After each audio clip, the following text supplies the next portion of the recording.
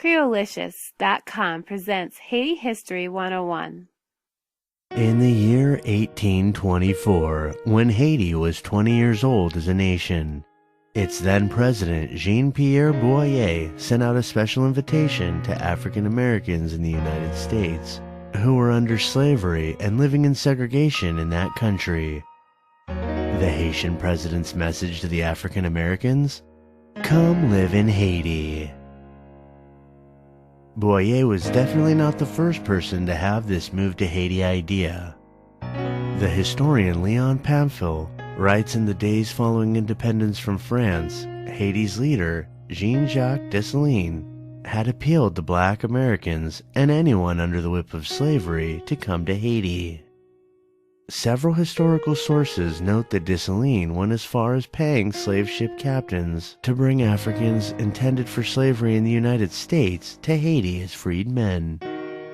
Haiti King Henry Christophe had laws in his royal code offering anyone directly from Africa or of African descent instant Haitian citizenship upon arrival to Haiti. Under Boyer, though, there was a systematic plan to bring in African Americans to Haiti. Boyer's immigration marketing campaign included offers to the would-be settlers to have their trips to Haiti free of charge, along with 10 pounds of coffee per family.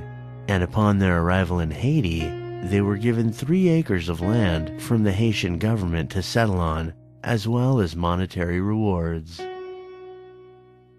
Boyer hired special representatives in the United States and sought the cooperation of prominent black and white community leaders and abolitionists who would eventually become known collectively as the Society for Promoting the Emigration of Free Persons of Color to Haiti, to help make the campaign successful.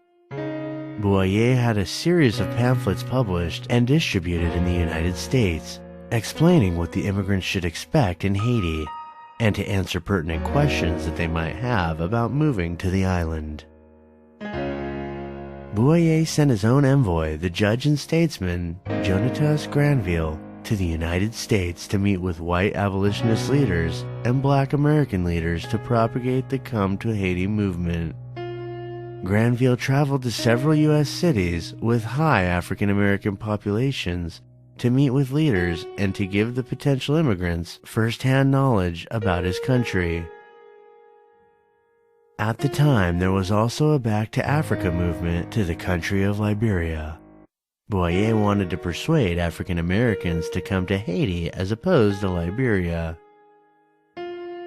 According to Dr. Leon Pamphile, in the book Haitians and African Americans, A History of Tragedy and Hope, the first African Americans started their move to Haiti in late 1824, and the immigrants kept coming through mid-1825 from cities like Boston, Baltimore, and Philadelphia. Boyer settled the immigrants mostly in the Artibonite region of Haiti and in eastern Hispaniola, in an area called Samana Bay. Boyer gave them the promised acres of land, hoping to make them into an agricultural community. Some of the immigrants were content with what they found. One African American immigrant writing about moving to Haiti wrote back to his folks in the USA. Having been a resident for some months in the island of Haiti, I am fully persuaded that it is the best and most suitable place for residence which Providence has hitherto offered to emancipated people of color, for the enjoyment of liberty and equality with their attendant blessings. Others not so much. Some found it hard to adapt to their new surroundings, like this African American immigrant. It was a very common thing to see the Haitian women washing their clothes, men and boys bathing, and the horses being washed in the very stream we drank from. This alone was enough to create sickness. And this one who said, The natives, male and female, generally go half-clad, bordering on nudity. The women wear turbans on their heads and do not seem to have any uses for hats. The men always go armed.